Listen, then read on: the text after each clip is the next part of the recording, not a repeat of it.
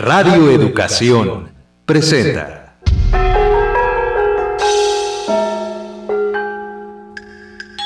Tú, yo, él, ella, ellos, nosotros, nosotras.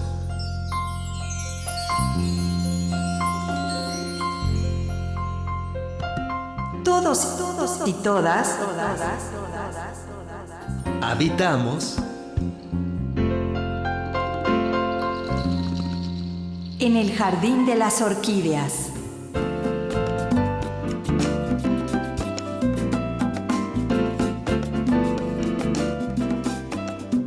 un encuentro con la diversidad sexual.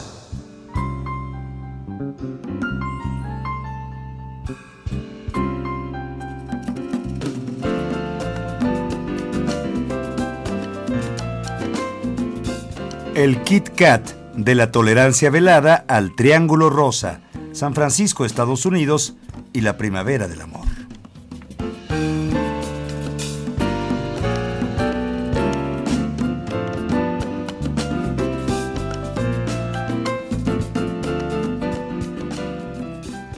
Muy buenas noches México y continente americano y muy buenos días el resto del mundo. Los saludamos con muchísimo gusto, Elizabeth Nolasco y José Ángel Domínguez, a nombre de todas las personas que integran el equipo de producción de En el Jardín de las Orquídeas, un encuentro con la diversidad sexual. Desde la capital de la República Mexicana saludamos a las personas que nos sintonizan por el 1060 de AM. Desde luego también a los internautas que navegan en este momento por la red y que también nos pueden ver allá ellos por la plataforma Ustream. Les recordamos que tenemos varias vías de comunicación, nuestra multilínea telefónica 41 55 1060 o la sin costo al 01800 080 1060. Amigo, amiga que navegas por la red, te invitamos a comunicarte con este espacio al correo electrónico en el jardín de las orquídeas @radioeducacion.edu.mx. Estamos en redes sociales, desde luego, en el Facebook, en el Jardín de las Orquídeas, y en Twitter como @Orquídeas Radio.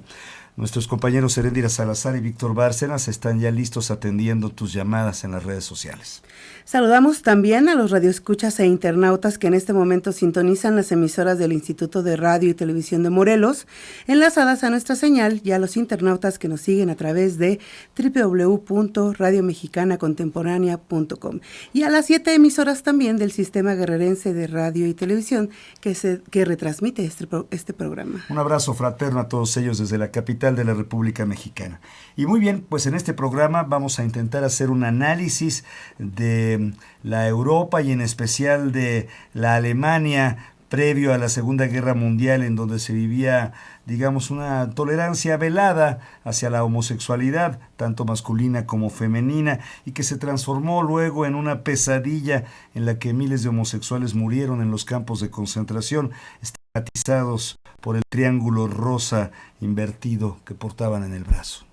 Y bueno, también nos ubicaremos en los tiendos de Harry Milk, un momento en el que miles de jóvenes emigraron a California en busca de un panorama mejor al que el mundo le ofrecía en ese momento, entre ellos homosexuales y lesbianas. Y bueno, lo que en un principio parecía la conformación de un gueto, se transformó en el corazón del movimiento gay de Estados Unidos y en influencia, obviamente, para el resto del mundo. Pues ya estamos aquí en la cabina José Vasconcelos de Radio Educación para sostener una charla con nuestros amables invitados durante los próximos 60 minutos. Así es, y bueno, le damos la bienvenida a Luis Perelman, bienvenido. Muchas gracias. Él es sexólogo educador, tiene la licenciatura en Contaduría Pública, terminó los estudios de maestría en Desarrollo Humano en la Universidad Iberoamericana y cuenta con el título de la especialidad en Sexología Educativa en el Instituto Mexicano de Sexología, IMESEX. Del 2006 al 2011 fue nombrado presidente de la FEMES, Federación Mexicana de Educación Sexual y Sexología AC, que agrupa a 50 asociaciones dedicadas a la capacitación en educación sexual. Es coorganizador de 3 congresos nacionales de educación sexual y sexología FEMES, que por cierto el próximo es en octubre en Aguascalientes, están todos y todas invitados.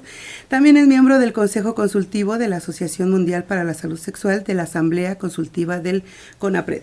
En 1998, Luis fundó con Rina Riesenfeld el Armario Abierto, la primera librería en México especializada en educación sexual. También es cofundador de la Asociación Internacional Internacional de Familias por la Diversidad Sexual.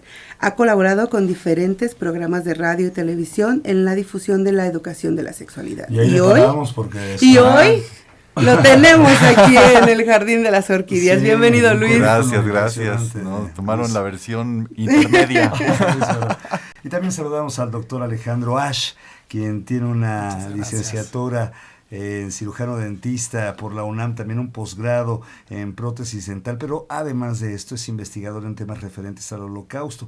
Él hizo la investigación de aquella exposición presentada en el año 2011 en el museo, el Día contra la Homofobia, y se presentó en el Museo de la Memoria y la Tolerancia y también en CNN con la periodista Carmen Aristegui. Bienvenido, Alejandro, gracias por tu tiempo. Muchas gracias por invitarme. Ellos son nuestros invitados y bueno, también tendremos desde el estado de Morelos, como cada semana, la colaboración de Alma González Figueroa, que sostuvo una charla con Edgar Márquez Ortega.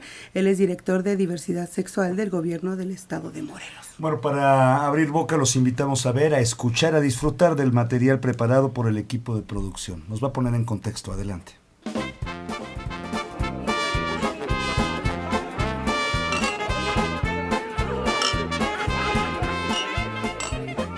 Señoras y señores, los invitamos a adentrarse a la gran película musical Cabaret, dirigida por Bob Hope.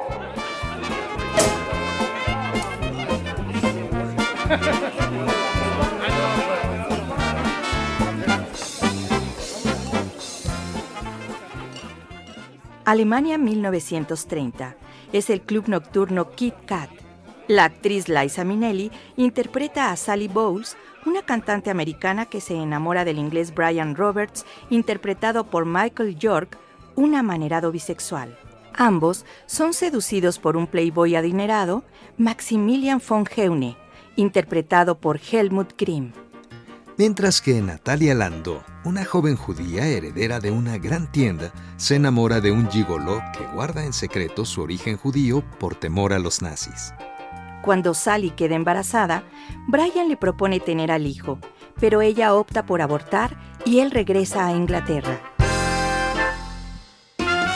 La historia se va desarrollando con el fondo musical del club, donde se van sucediendo de forma brillantísima los números artísticos y los comentarios sobre los personajes a cargo de un maestro de ceremonias inolvidable, como es el actor Joel Grey. Meine Damen und Herren, Mesdames et Messieurs, Ladies und Gentlemen, where are your troubles now? Forgotten, we have no troubles here. Here, life is Cabaret explora la escalada del partido nazi, que fue acompañado por un ascenso en la manifestación de la bisexualidad, sadomasoquismo y otras actividades sexuales más o menos subterráneas del ser humano. Cabaret trata acerca de personas cuya actividad sexual eran parte de la escenografía del Berlín de los años 30 y está centrada en Sally Bowles, Liza Minnelli. La figura de Sally, despreocupada de su futuro, se relaciona y se compromete con los demás hasta un punto trágico. Es la síntesis de la imagen de toda una época en la historia de la Alemania hastiada. Una emblemática escena del film es cuando un joven uniformado con traje de las juventudes hitlerianas comienza a cantar un tema que habla del futuro que les pertenece. Lentamente, se le van uniendo otras personas, particularmente jóvenes y algunos hombres de mediana edad. Los ancianos escuchan con desdén la canción. Para unos existe un futuro prometido por un partido político que avanza con fuerza. Para otros, todo ha llegado a su fin y nada les importa. Las letras de las canciones también hacen referencia a la crisis que se vivía. Alemania no era más que un cabaret, donde había que tratar de vivir lo mejor posible. Había que procurar la posesión del dinero y la felicidad, porque sobre ellos comenzaba a flotar la sombra de la violencia y el terror nazi. Una película que le recomendamos ver.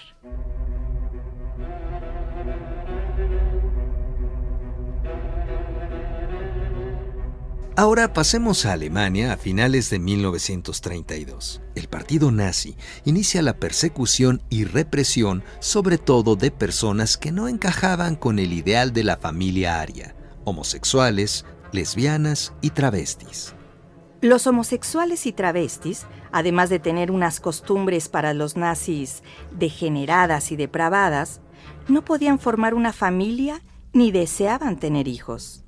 Las lesbianas eran objeto de la ira de los nazis, no solo por lo anterior, sino por responder a un ideal para ellos antisocial.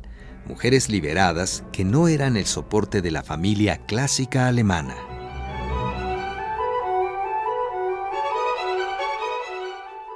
Un golpe de represión en contra de los homosexuales que causó un gran impacto en 1933 fue el cierre del mítico local El Dorado, en Berlín, y de muchos otros bares en donde se reunían los homosexuales en Alemania. En 1934, ya con los nazis en el poder, se crea una división policial especializada en la persecución de los homosexuales. Inician con las listas rosas, en las cuales miles de gays fueron fichados, detenidos y torturados para que delataran a otros homosexuales. En 1935 se legisla en contra de los homosexuales con la reforma al artículo 175 del Código Penal, persiguiéndose las relaciones sexuales entre hombres calificándolas de actos contra natura. El hombre que cometa actos impúdicos con otro hombre o permita que otro hombre abuse de él para cometer actos obscenos, será castigado con la cárcel. Si uno de los involucrados tuviera menos de 21 años de edad al consumarse el delito, y si el caso no tuviera agravantes, la Corte podría considerar el levantamiento de los cargos. Luego los tribunales decidieron que bastaba con tener la intención o el pensamiento de mantener relaciones sexuales con otro hombre para hacer delito. En el año de 1936, Himmler formó dentro de la Policía de Seguridad la Oficina Central del Reich para combatir el aborto y la homosexualidad. La policía tenía el poder de tener en custodia protectiva o arresto preventivo a los considerados peligrosos y podía encadenar indefinidamente, sin juicio, a los que quisiesen. Además, los homosexuales recientemente liberados eran inmediatamente arrestados de nuevo y enviados a los campos de concentración si la policía pensaba que era probable que fueran a continuar participando en actos homosexuales. A partir de todas estas medidas, los homosexuales fueron llevados a campos de exterminio, donde sufrieron las mismas torturas que los judíos, incluyéndose también abusos sexuales por los cuerpos policiales, y también muchos fueron dirigidos a cárceles comunes y centros de reeducación. Fueron marcados con el triángulo rosa invertido, como símbolo de enfermos, seres inferiores a los que era necesario marginar y tratar de exterminar para mantener la pureza de la raza. Entre 1933 y 1945, unos 100.000 homosexuales fueron detenidos por los nazis. De estos, 50.000 fueron enviados a centros de reeducación y cárceles comunes. Entre 10 y 15.000 de ellos fueron trasladados a campos de exterminio, de los cuales muy pocos se salvaron. Llevaron marcado en su ropa de prisioneros un triángulo rosa invertido.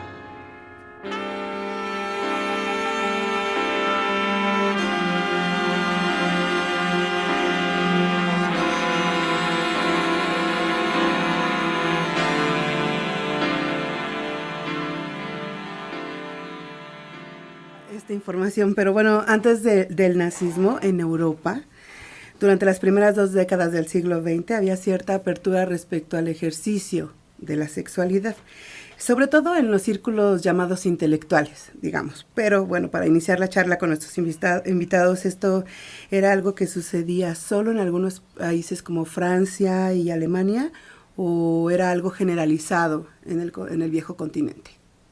Alejandro. Esta apertura, Alejandro.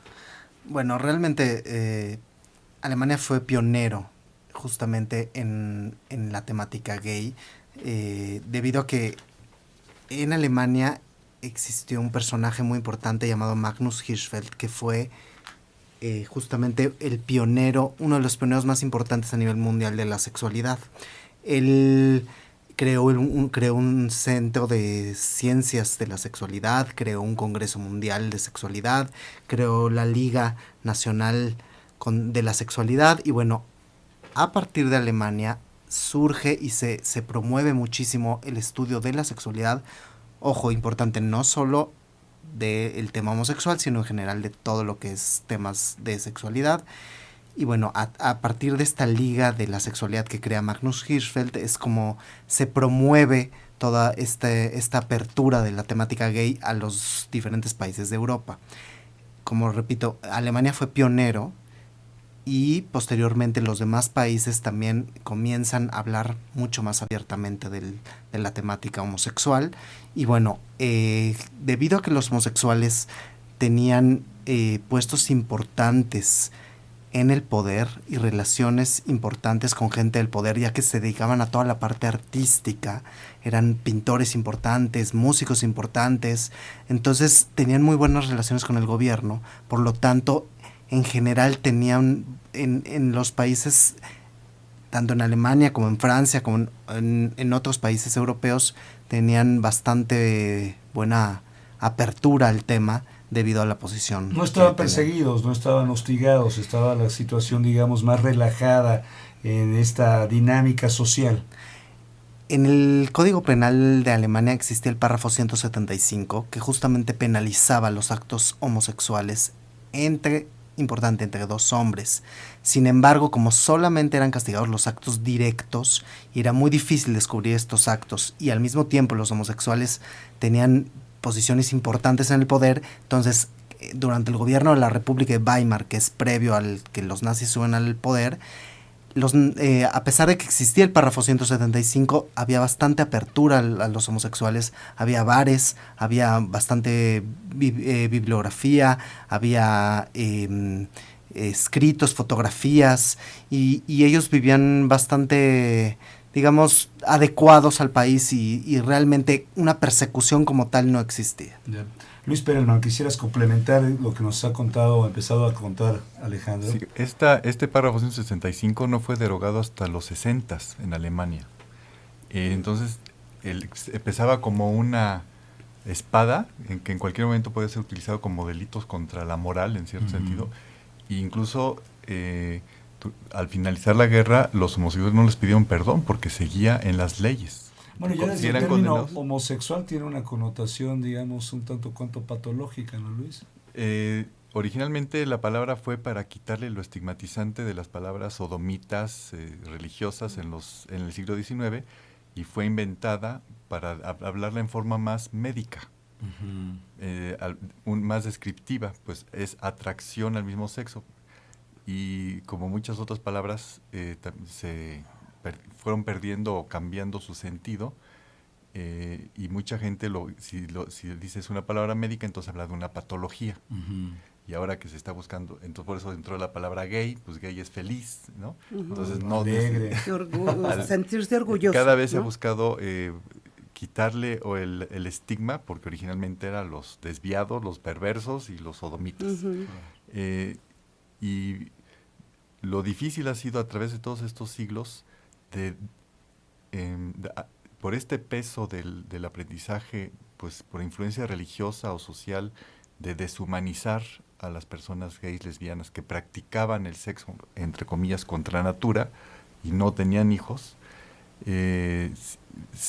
Siempre hubo estas complicaciones y estas persecuciones porque era la amenaza.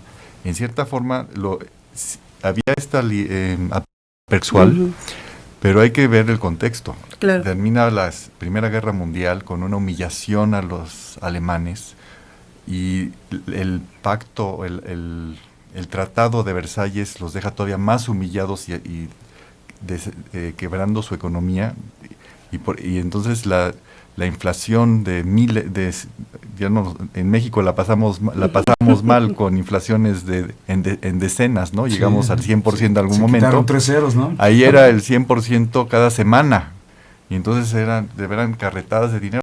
La vida económica alemana era terrible, la humillación era muy, muy fuerte. Entonces, por eso cuando hablan de la película Cabaret, que da un sentido de recuperar un orgullo, de recuperar una dignidad como alemanes.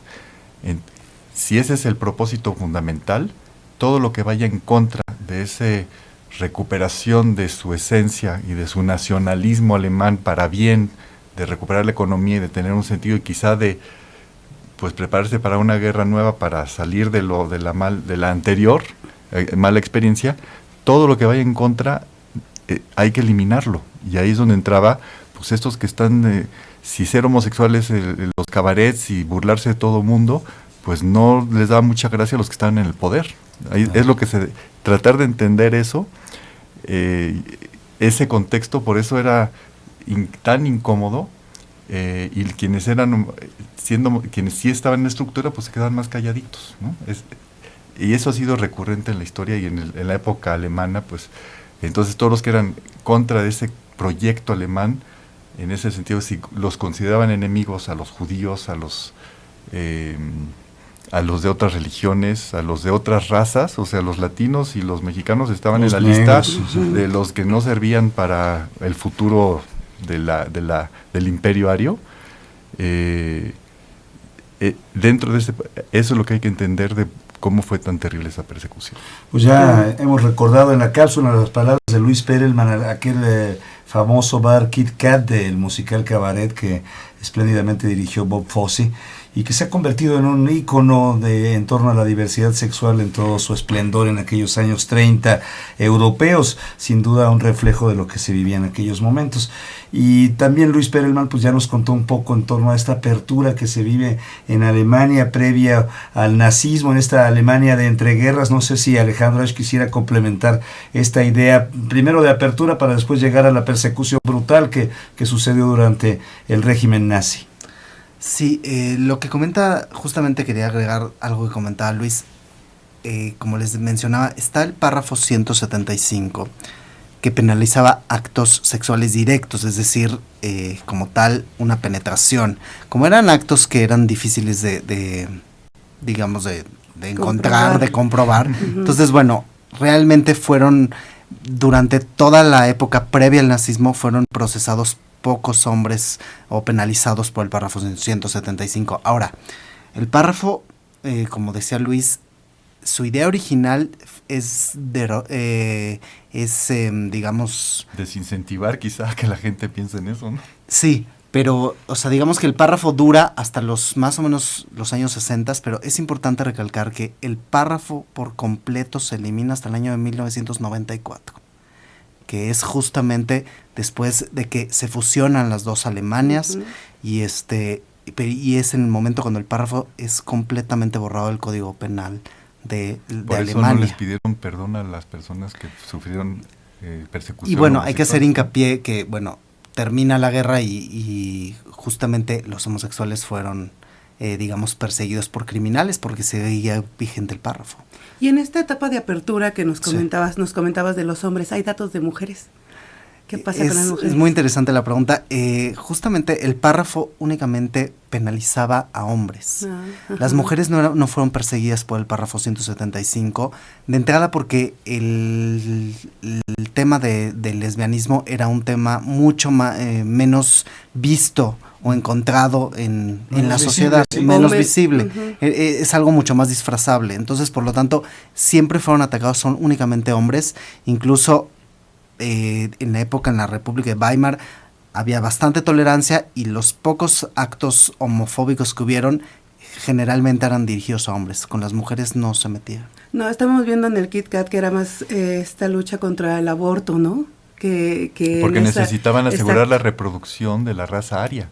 Entonces, además, ¿no? Estando con esa seguridad de machismo alemán también, como en muchos países, pues con una buena relación sexual, las iban a hacer felices y ya las iban a tener a sus pies. Entonces simplemente había que ponerlas en su lugar, entre comillas, ¿no? Estaban más ocupados en eso, ¿no? Que en el rollo del lesbianismo, como decía. Y bueno, eso es previo al nazismo, ¿no? Lo que estábamos hablando del Kit Kat, pero bueno, después ya el nazismo en el poder, digo, la persecución fue totalmente brutal, ¿no? Tanto para los homosexuales. Sin embargo, hay un dato de un colaborador de Ernst Röhm, colaborador de Hitler, Ernst Röhm, que es director de S.A. de Camisas Pardas y que era abiertamente homosexual y que se habla de una relación muy cercana con Hitler. Entonces quisiéramos, Alejandro, que nos contaras un poquito del contexto de esta relación, de este personaje y la noche de los cuchillos largos. Claro que sí.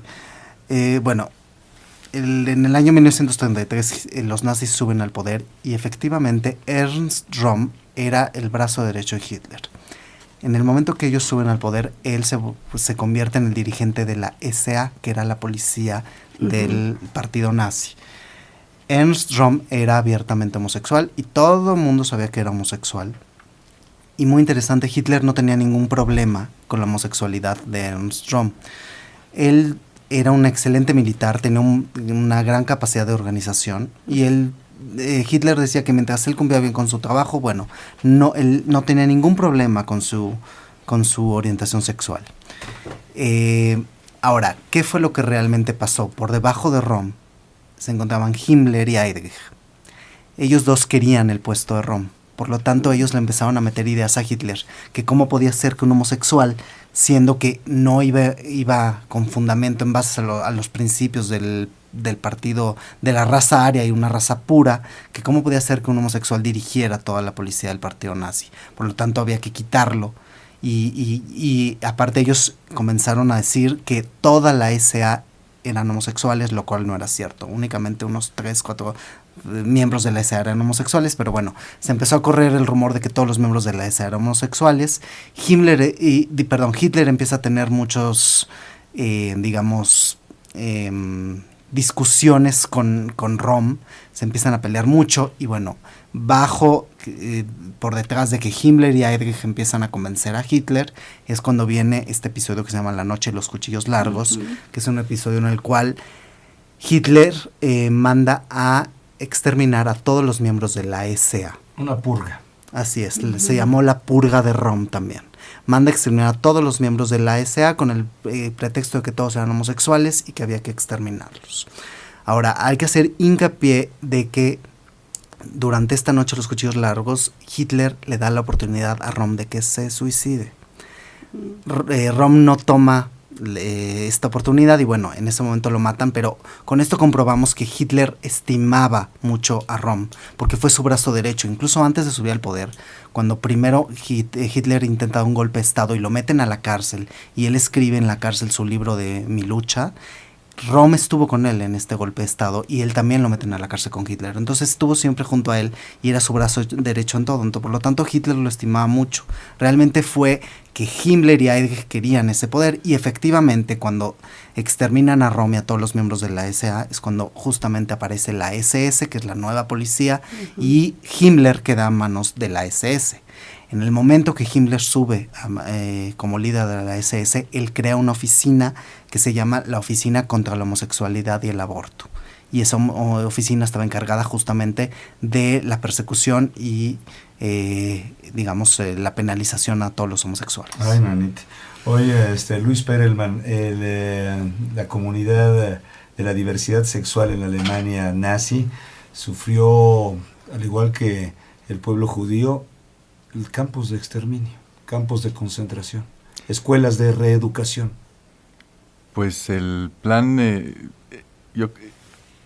sí en formas similares, paralelas en muchos sentidos, y ahí incluso en mi historia personal pues van los dos, porque soy judío y soy gay, y desde ahí entender que el odio creado porque yo prefiero que no estés. Cuando alguien te dice o concibe, es mejor el mundo sin ti, el mundo estaría mejor si no están esas personas, esos grupos. Entonces, todo el proceso de pensamiento que va detrás, que sigue eso, es sencillo. O sea, la maquinaria es tenemos que borrar de la faz de la, y por el propio bien de otro grupo.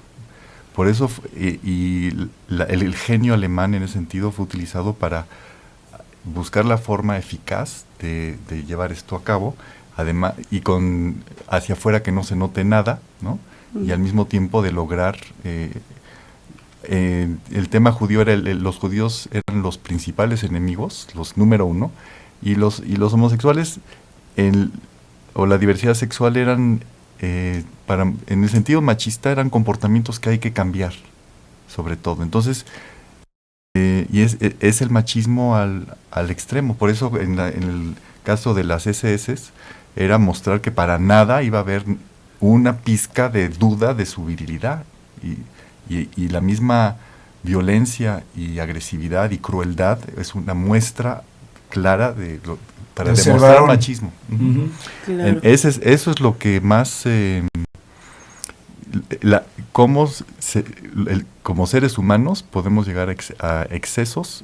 Eso es el gran aprendizaje de la historia, de saber que somos capaces de esos excesos, y por eso a raíz de eso se crea una nueva ONU y una declaración de derechos humanos que dice, lo que tenemos claro es que no puede volver a suceder lo que acaba de pasar. Alejandro Ash. Sí, hay que hacer aquí, muy importante, algo que acabas de nombrar, es la terapia de reeducación. Esta terapia se aplicó específicamente a los homosexuales, pero hay que hacer una división. Lo que fueron los homosexuales, justamente homosexuales judíos, homosexuales gitanos, soviéticos y homosexuales testigos de Jehová, todo ese tipo de homosexuales tenían que ser exterminados. Sin embargo, los homosexuales arios, los nazis les dieron la oportunidad, digamos, de cambiar. Ellos tenían el concepto de que la homosexualidad era una enfermedad y que había que curarlos. Aunque no había escuelas de cienciología todavía. Así es, pero que había que curarlos por medio de una terapia de reeducación, y ya que ellos, como formaban parte de la raza aria, podían ser curados para seguir formando parte de su pueblo, ¿no? De su grupo selecto. De su grupo selecto. Y bueno, es importante hacer notar que esta terapia de reeducación principalmente consistió en la castración. Y bueno, gran parte de cuando la castración no era suficiente era cuando realmente los enviaban a los campos de concentración. Ay, caray. Hasta aquí dolió. Después del exterminio, después de todas estas atrocidades que nos comentan, ¿cómo resurge la diversidad sexual? Se restablece el tejido social de alguna manera.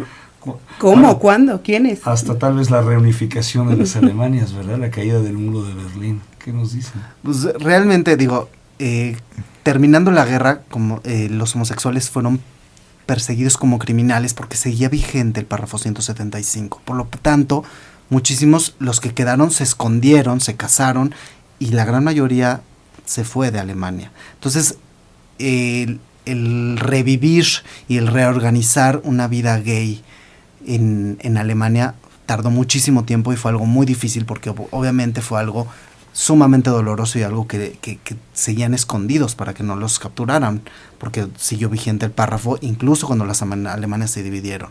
Ahora, algo muy curioso que también hay que mencionar: cuando se dividen las Alemanias, el párrafo 175 fue más duro en lo que fue la Alemania capitalista que en la socialista. Entonces eso también hay que mencionarlo. Pero, un dato curioso también. Así, ¿no? Es. Uno había pensado que a lo mejor en la socialista, y no, efectivamente en la capitalista fue mucho más rígido. Pero la reunificación de una vida gay, de una comunidad gay en la Alemania, tardó muchísimo tiempo. Fue algo muy difícil porque todos se escondieron y los pocos que quedaron se fueron de ahí. Como en muchos otros países, incluyendo México, sí hay una vida gay, pero totalmente clandestina, debajo del agua, no se menciona. Este esfuerzo de reconstrucción también de la Europa destruida por la guerra, por los países, por Estados Unidos y otros países, y el mismo proceso en Estados Unidos de los 50 fue, ahora vamos otra vez, necesitamos crear una nueva sociedad, recuperarnos de la guerra, vamos a hacer una buena sociedad, la sociedad correcta, y todo lo que no cabe en esto, si es decadente, si no nos gusta y no sirve y no pasa. Entonces, nuevamente, esa idiosincrasia tan fuerte, lo único que permite o no permite hablar claramente, y entonces se aprende el doble lenguaje, se aprende como el mercado negro en la ese sentido, clandestinidad. y si existía, siempre era a nivel informal, a nivel de que no se mencionaba. Bueno, pues les recordamos nuestro teléfono 4155-1060, una alada sin costo para usted, 01800-080-1060. Esperamos que nos llamen si es que están despiertos, claro. También a los internautas los invitamos a comunicarse con nosotros al correo electrónico en el jardín de las orquídeas @radioeducacion.edu.mx. Bueno, en Facebook en el Jardín de las Orquídeas y en Twitter @orquídeasradio. ¿Qué te parece, mi querida Eli, Luis, Alejandro, amigos que nos escuchan, si escuchamos el material que preparó la producción para continuar con el programa?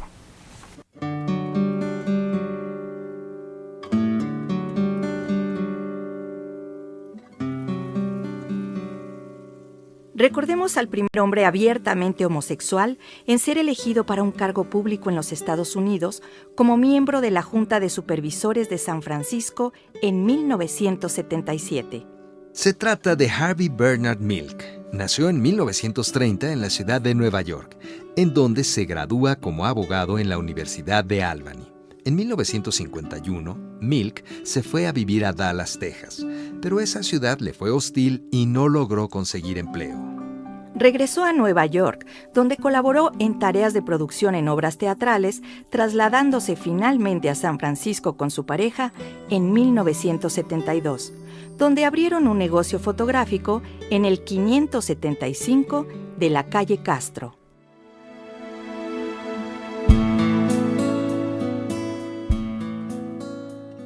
A partir de entonces, Harvey Milk comenzó a destacar como líder comunitario, fundando la Asociación de Comerciantes Locales de Castro Valley. Harvey Milk intenta entonces presentarse al Consejo de Supervisores de San Francisco en 2 ocasiones sin conseguir ser elegido, convirtiéndose en líder de la comunidad gay de la ciudad y ganándose el cariñoso apodo de el alcalde de la calle Castro. Finalmente, en 1975, y gracias al apoyo público del alcalde George Moscone y de otras voces políticas, Milk entró a formar parte del Consejo de Supervisores. En 1977, Harvey Milk fue elegido supervisor, pasando a ser el primer político abiertamente gay de los Estados Unidos, tercero de la comunidad lésbica, gay y travesti, tras Kathy Kozachenko y Elaine Noble. En sus 11 meses en el cargo, Milk impulsó proyectos de ley para la comunidad lésbica, gay y travesti.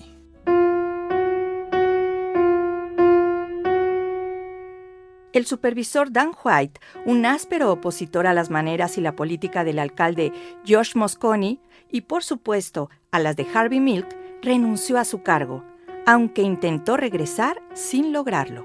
El 27 de noviembre de 1978, White, portando una pistola cargada, tras una discusión con el alcalde Moscone, le disparó, acabando con su vida. Luego, White se dirigió a la oficina de Harvey Milk y, tras una breve discusión, también le disparó en varias ocasiones hasta matarlo. En medio del caos, White huyó. El cuerpo de Harvey Milk fue incinerado y sus cenizas esparcidas en el Pacífico.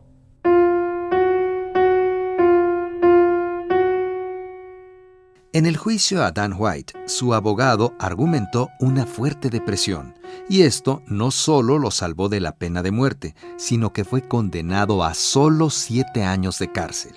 La ciudad, y especialmente la comunidad gay, reaccionó negativamente ante un veredicto que interpretaron injusto y homófobo, produciéndose la llamada White Night Riots, en que una multitud frustrada y furiosa, portando velas encendidas, emprendió una marcha desde la calle Castro hasta el ayuntamiento, donde fueron calmados por la entonces nueva alcaldesa, Dianne Feinstein. La mayoría de los manifestantes actuaron pacíficamente, pero otra parte de furiosos manifestantes causaron serios daños. Al poco tiempo de salir de la cárcel, Dan White, el asesino, se quitó la vida inhalando el humo del motor de su vehículo. Harvey Milk no tuvo tiempo para dejar un legado más hondo, pero su lucha por la igualdad de derechos, el tiempo en que fue alcalde de la calle Castro y las circunstancias de su asesinato inevitablemente han hecho de él un ícono de la historia de los derechos civiles de la comunidad gay. If I didn't care, would I feel this way? If this isn't love, then... Bueno, pues ya escuchó usted esta cápsula que preparó el equipo de producción, espléndida de verdad, y vamos a regresar más adelante con este tema, pero mientras tanto los invitamos a escuchar la colaboración de Alma González Figueroa desde Morelos. Adelante. Hola, qué gusto saludarles de nuevo. Desde aquí, desde Cuernavaca, Morelos, estamos conversando sobre tolerancia en el estado de Morelos. Hemos hablado en otras partes del mundo, como sucedió previo a la Segunda Guerra Mundial. Aquí en Morelos tenemos una historia también de un movimiento social a favor de los derechos de la diversidad sexual. Hemos alcanzado logros y para eso está aquí un invitado que nos da mucho gusto tenerlo, que es un joven activista que hoy en día es representante de la diversidad sexual en el gobierno del estado. Es un logro importante. Él es Edgar Márquez Ortega, licenciado en leyes. Edgar, muy bienvenido. ¿Cómo estás? Muchas gracias, Alma, por la invitación. Muy bien. Pues aquí contento de estar compartiendo la experiencia. Edgar, cuéntanos cuáles fueron las condiciones previas para que surgiera esta dirección de área de atención a la diversidad sexual. Pues mira, bueno, nosotros estuvimos en Morelos 12 años de un gobierno de derecha, que fue un gobierno que no visibilizaba a la diversidad sexual.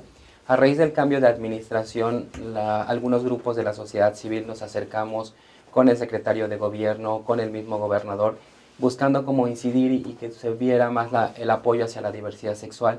Cuando ellos nos dicen, pues es una forma diferente de hacer política, venimos con un gobierno que va a ser cercano a la gente, y bueno, tan cercano a la gente que ustedes qué proponen, ¿no? Conocen los problemas de sus poblaciones y bueno, ¿cuál es la respuesta que ustedes pueden hacer? Y es como nace la idea de la Dirección de Atención a la Diversidad Sexual, nace de la sociedad civil y fue construir este proceso de crear la dirección con los liderazgos de la sociedad civil, con algunos liderazgos de la sociedad civil. ¿Y en qué consiste la dirección? ¿Cuál es su función? ¿Cuáles son los beneficios que dará a la población? La dirección es una dirección que depende de la Secretaría de Gobierno y uno de sus objetivos es que Morelos sea una demarcación, un estado incluyente, respetuoso de los derechos humanos y de la diversidad sexual. Dentro de los objetivos que tiene la dirección pues es fortalecer los procesos comunitarios de los grupos y colectivos de la sociedad civil y del colectivo LGBTI. Y también dar esta parte de instrumentos legales que permitan el vivir sin discriminación, sin violencia. Y parte de las cosas que estamos haciendo es revisar el marco normativo para tener normas que beneficien al colectivo en términos del respeto y la no discriminación. Y también crear la política pública que beneficie en temas de la diversidad sexual, temas como salud, educación. Son temas que tenemos que trabajarlos y que estamos trabajando de la mano con la sociedad civil, ¿no? Específicamente siguiendo este esquema de la creación de la dirección, el gobierno y en el tema de la diversidad sexual está trabajando con los grupos y creo que es la forma en que podemos dar resultados diferentes, ¿no? Realizando la política pública desde los grupos que van a ser los beneficiados y no desde lo que nosotros creemos como gobierno. Entonces es una forma diferente y que bueno, es parte de la experiencia que hemos tenido también de estos procesos que vienen desde sociedad civil en conjunto con gobierno. Oye, Edgar, y dime, ¿es único caso en el país esta dirección de área o hay más en este país? Somos el primer estado en crear un área específica sobre diversidad sexual. Y ahorita Coahuila nos está haciendo segunda, estamos intercambiando experiencias del proceso de Morelos para poder replicarlo en otros estados, pero sí, con mucho orgullo podemos decirlo que somos el primer estado. Edgar, pues te agradezco mucho que hayas estado aquí, este es un trabajo importante el que tienes que hacer y el que tenemos que seguir haciendo toda la comunidad. Edgar, pues muchísimas gracias por haber estado con nosotros. Es una gran labor la que tienes ante ti. Y yo agradezco también la atención de todos y todas ustedes. Nos despedimos y esperamos verlos y escucharnos en el siguiente programa.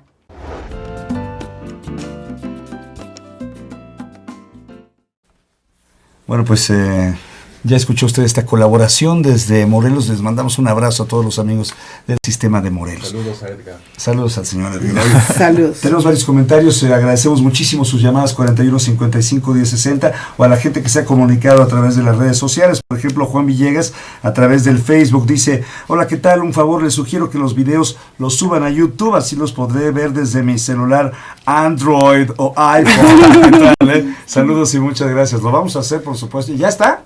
Ya lo puedes ver, ya lo puedes hacer, estimado Juan Villegas.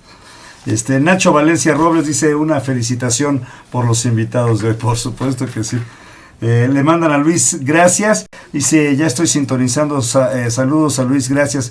A él me pude encaminar correctamente en este mundo de la transexualidad y hoy soy un orgulloso hombre transexual.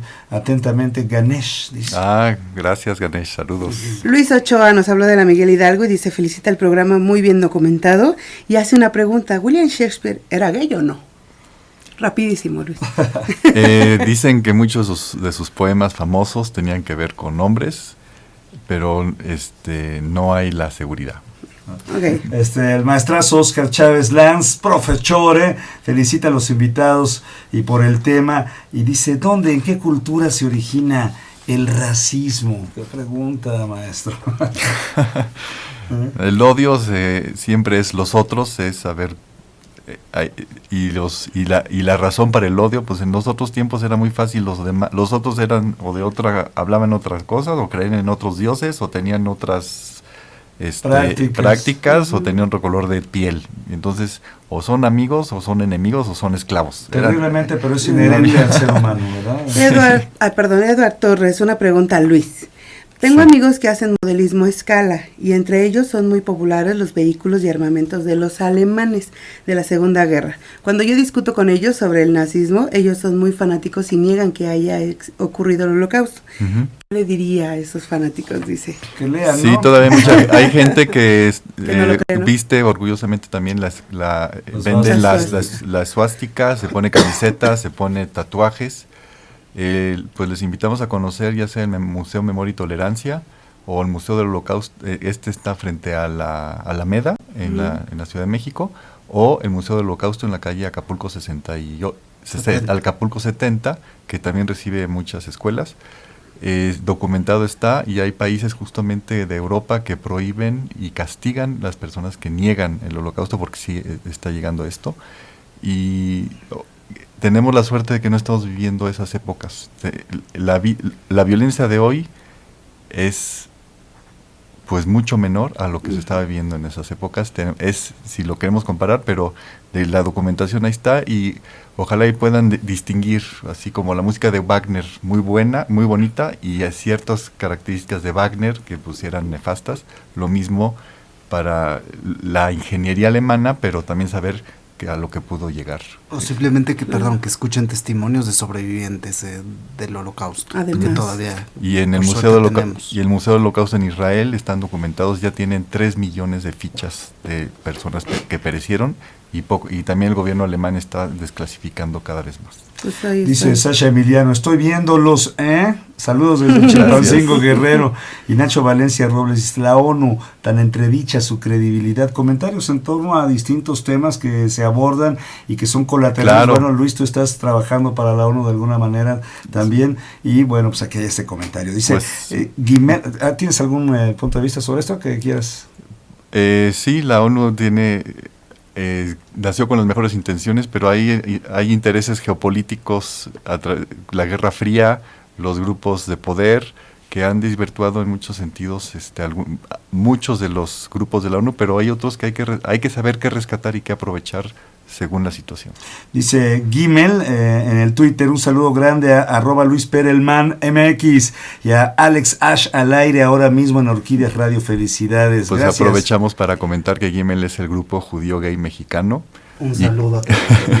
Un saludo a Eli y a Amada que nos están escuchando. Y queremos y comentar de que también se está haciendo trabajo de difusión, de sensibilización en los temas de homofobia con la comunidad judía y sobre temas de judaísmo con el resto del país. ¿Son los judíos muy homofóbicos, Luis Perelman?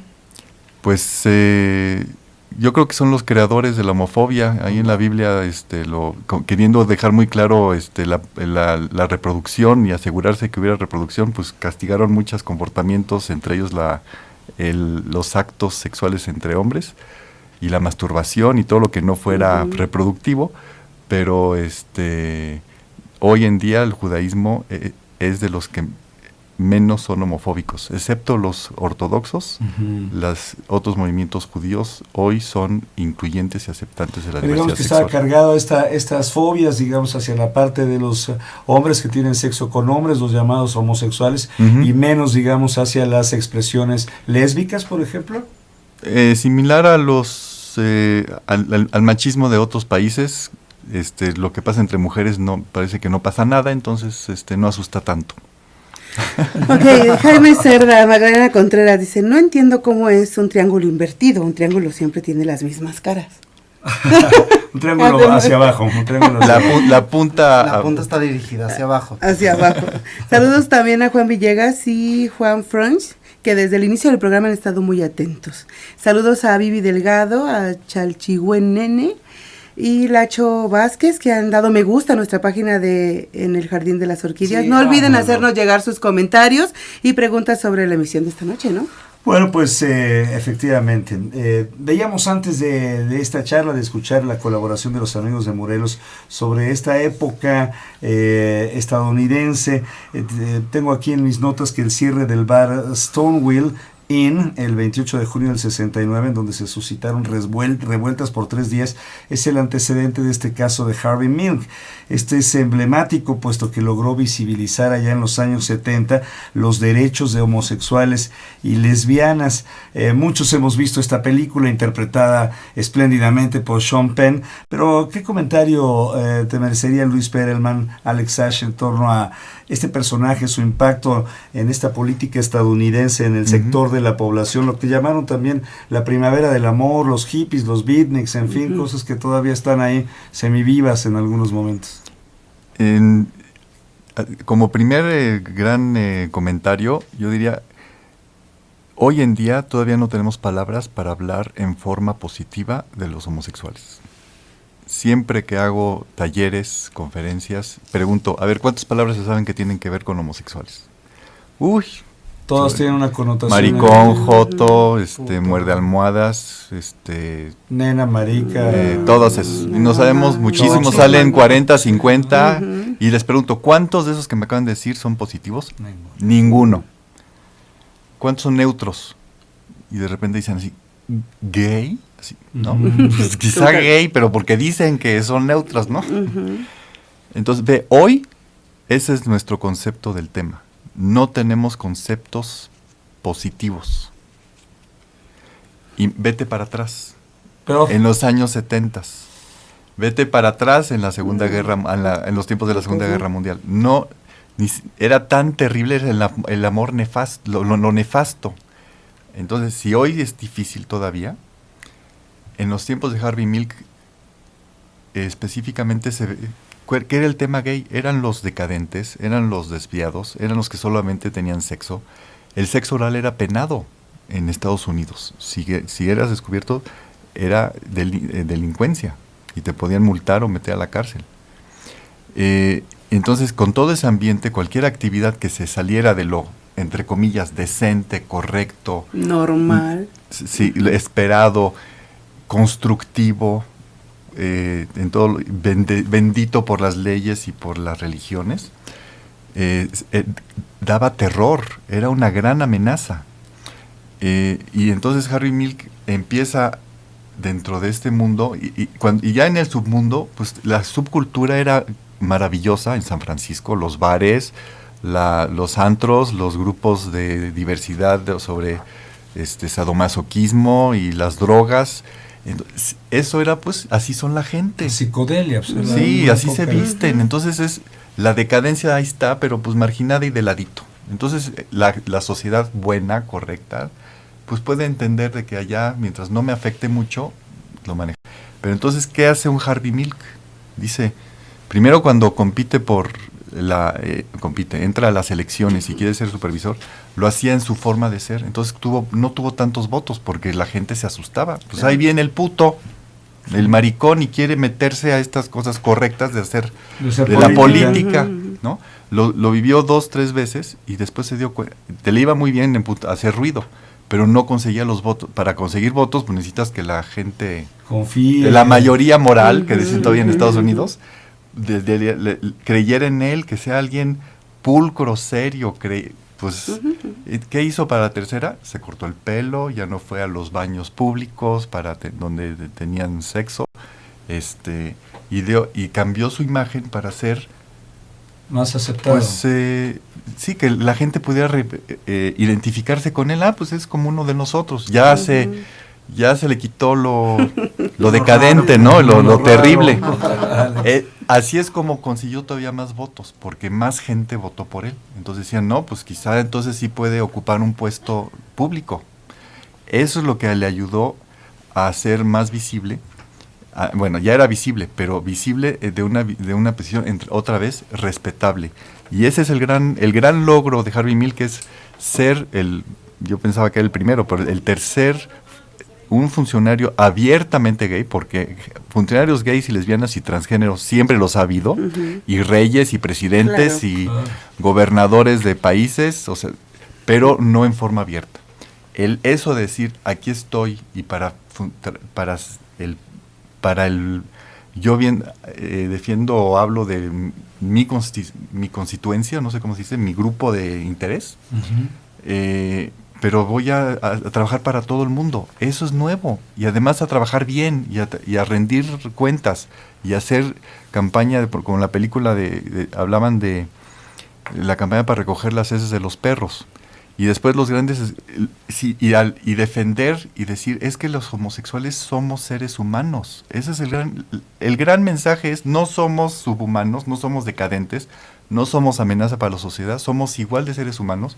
Y entonces cuando defendió a los maestros, hubo una iniciativa de los religiosos de decir, los maestros homosexuales están pervirtiendo a nuestros hijos, hay que impedir que haya, que los maestros hablen de esto. Lo que está pasando hoy en Rusia.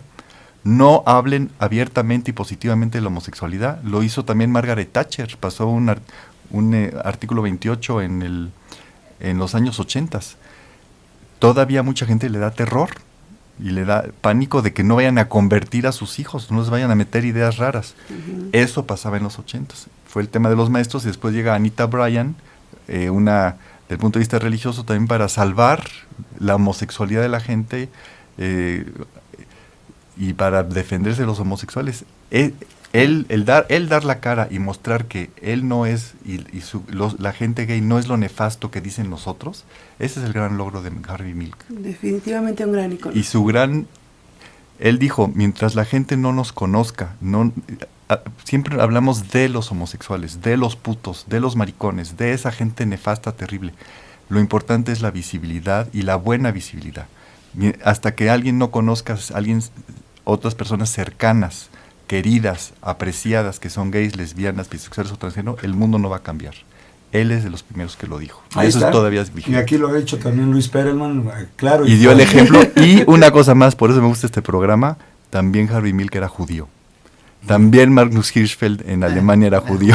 Así es. Entonces, los judíos... Ahí está el legado.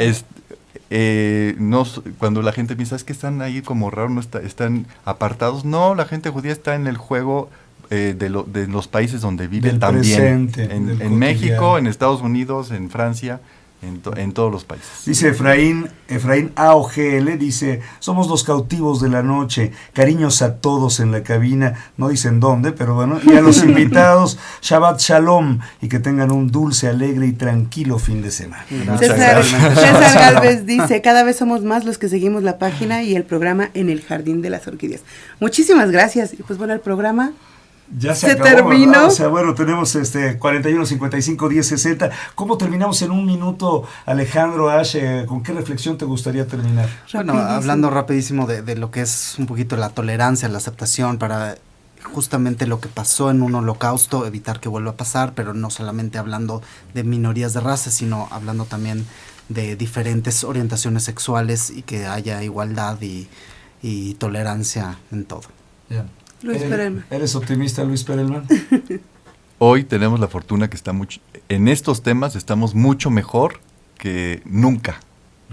Hay visibilidad, hay ejemplos, hay leyes desde la Constitución de nuestro país, de cada vez más espacios. Yo estoy en el CONAPRED y hay el gobierno federal, el gobierno de la Ciudad de México, del Distrito Federal también tienen claramente la inclusión.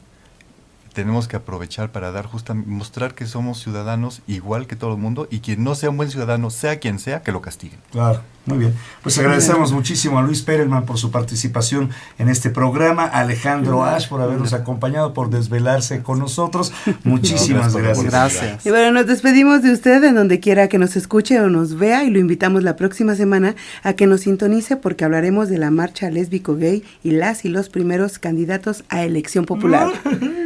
Bueno, los invitamos a continuar conectados a través de las redes sociales. Ya saben, nuestro correo electrónico es en eljardinedelas.orquídeas@radioeducacion.edu.mx. Y en nuestro perfil de Facebook, en el Jardín de las Orquídeas, y en Twitter, @Orquídeas Radio. Los invitamos a que escuchen el cierre de este programa, que permanezcan con la programación de Al Otro Lado del Día, aquí con nosotros en Radio Educación. Y bueno, buenas noches México y todo el continente americano. Buenos días, resto del mundo. Hasta la próxima.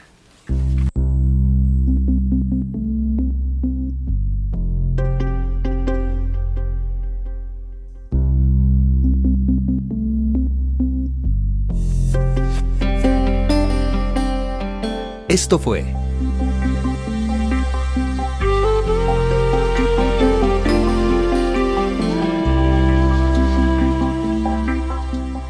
En el Jardín de las Orquídeas. un encuentro con la diversidad sexual.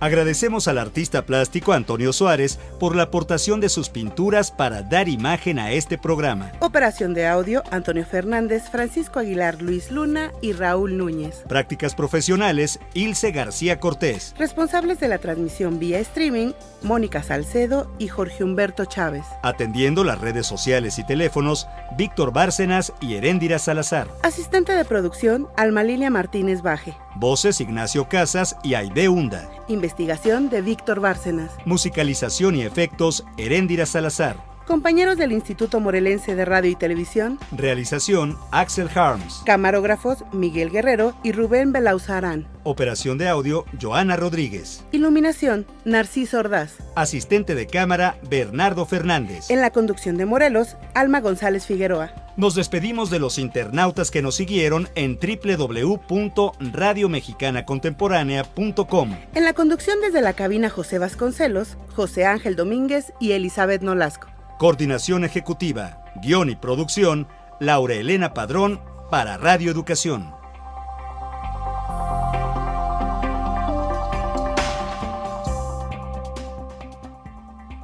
¿Cómo he pensado en ti esta noche, Walt Whitman, mientras caminaba por las callejuelas, bajo los árboles, con dolor de cabeza, ensimismado en la contemplación de la luna llena? En mi hambrienta fatiga y para comprar imágenes, entré en el supermercado soñando con tus enumeraciones. Qué duraznos y qué penumbras. Familias enteras comprando de noche. Pasillos llenos de maridos. Esposas en los aguacates. Niños en los tomates. ¿Y tú, García Lorca? ¿Qué hacías allí junto a las sandías? Te vi, Walt Whitman, sin niños, solitario viejo harapiento, hurgando entre las carnes en el refrigerador y mirando a los muchachos de la carnicería. Oí las preguntas que le hacías a cada uno de ellos. ¿Quién mató las costillas de cerdo? ¿A qué precio están los plátanos? ¿Eres tú mi ángel? Un supermercado en California. Fragmento. Allen Ginsberg, 1927-1977.